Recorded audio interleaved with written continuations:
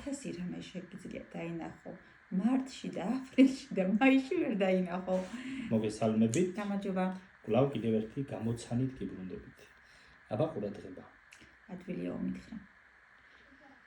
ეს რაღაც შეგიძლია დაინახო მარტში და აპრილში, მაგრამ მაისში ამას ვერ დაინახო. 1000 რამე შეგიძლია დაინახო მარტში და აპრილში და მაისში ვერ დაინახო. შეიძლება იყოს ხილი, შეიძლება იყოს ყვავილი, შეიძლება იყოს ბოსტნეული რაღაცა, ფრინველი.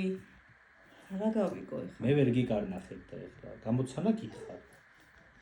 მაისში არ არის, აპრილში და მარტში. არა. ფერა ხამას ვერ გამოვიცნობ ვერანაირად. ნებდებიანი. ხილია? არ მეუბნება.